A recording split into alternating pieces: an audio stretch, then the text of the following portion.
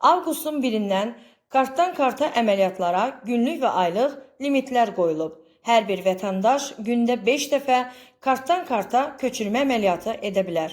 Bundan əlavə, kartdan karta köçürmə əməliyyatı aylıq 20.000 manatlıq da mümkün ola bilər. Limitdən artıq əməliyyat edən şəxsin bank kartı bloklanacaq. Maraqlıdır ki, vergidən yayınma sahəsində bu cür məhdudiyyətlərin qoyulması düzgün mübarizə üsuludur. Mövzu ilə bağlı Liberal İqtisadçılar Mərkəzinin sədri Akif Nəsirli Legal Xəbərə belə açıqlama verib. Burasındadır ki, bu vergidən yayınma sahəsində bu cür məhdudlaşdırma ilə bağlı, məhdudlaşdırma vasitəsilə mübarizə aparmaq hesab edirəm ki, o qədər də effektiv mübarizə üsulu deyil. Birincisi ona görə ki, kartdan karta əməliyyatlarında vergidən yayınan subyektlər adətən mini sahibkarlar kateqoriyasına aid olan sahibkarlardır. Ekspert onu da qeyd edib ki, əksər ölkələrdə mini sahibkarlıqla məşğul olan insanları vergidən azad edirlər. Onlara vergi tətilləri tətbiq edirlər. Bəs Azərbaycanda kiçik sahibkarlığa münasibət necədir? Azərbaycanda isə tam tərsinə mini kiçik sahibkarlara, yəni heç bir işçisi olmayan sahibkara daha yüksək vergi qoyulur və bu absurd bir məsələdir. Mən hesab edirəm ki, vergidən yayınmanın qarşısını almaqdan ötürü vətəndaşın və ümumiyyətlə bütün sahibkarlıq subyektlərinin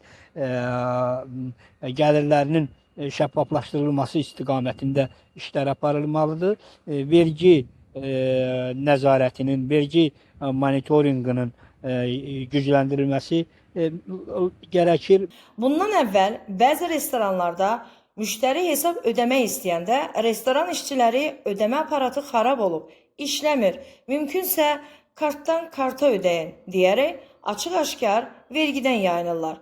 Maraqlıdır, bəzi restoranlar kartdan karta ödəniş sistemini davam etdirə biləcəklərmi?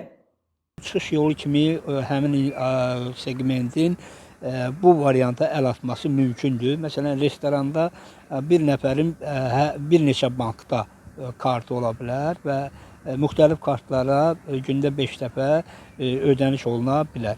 İqtisadçı ekspert Akif bəy bunu da xüsusilə qeyd edib ki, kartdan karta qoyulan limitlər öz vəsaitini ailə üzvləri arasında idarə edən şəxslərə də mənfi təsir edir. Bu cür limitlər bəzən adi vergidən yayınmayan, öz vəsaitini müxtəlif formalarda idarə edən ailələrə də təsir edir. Tutaq ki, ailələr bir-birinin arasında gün ərzində 5 dəfə, 10 dəfə bir-birinə vəsait atmalı olur. Bu halda vətəndaşın hüquqları bu limitlər vasitəsilə pozulur. İqtisadçı ekspert, iqtisadiyyatın kiçik segmenti sayılan, onlayn ticarətlə məşğul olan kiçik sahibkarlara da düzgün tövsiyələrini bildirdi.